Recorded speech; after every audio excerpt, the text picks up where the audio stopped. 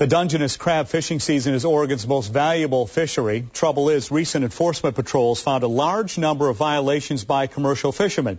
Tonight, in this 2 exclusive, outdoor reporter Grant McComey has obtained video showing game cops helping put a stop to thieves on the high seas. It's middle of winter off the Oregon coast, and the game cops are trying to catch crab fishermen who break the law. Snag the buoy, placed in a crab block. That crab pot is then hoisted. The crab were released from the pot and placed back into the ocean. Then they were stacked on the deck. 62 crab pots on that first patrol that had no buoy tags on them. Buoy tags are required under a new law that says crab traps must be marked with the owner's fishing permit. If unmarked, the trap's illegal. Somebody with too many crab pots has a big advantage over competition.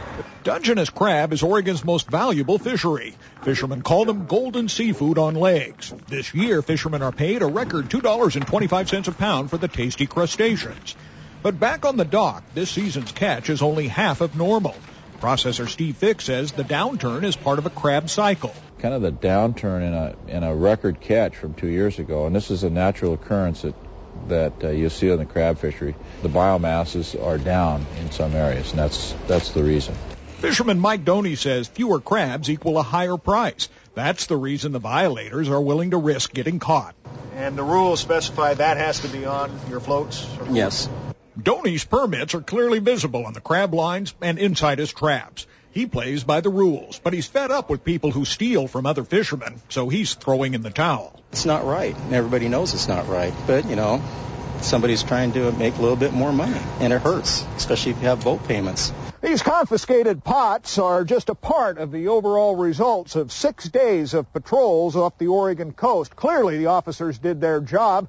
They issued over 200 violations to the owners of 14 vessels. It impacts the other fishermen who are trying to play by the rules.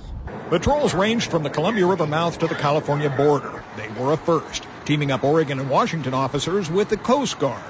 Lieutenant Jeff Samuel says what they found was tip of the iceberg.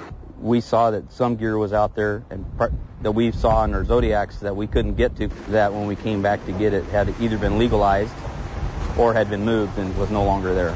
Officers agree the patrols send a message that there's a new sheriff on the high seas. They'll continue patrolling and watching through the winter crabbing season. I'm Grant McComey, K2 News. Game officers admit they were pretty surprised by the high number of violations and say it's really the other crab fishermen who pay the price.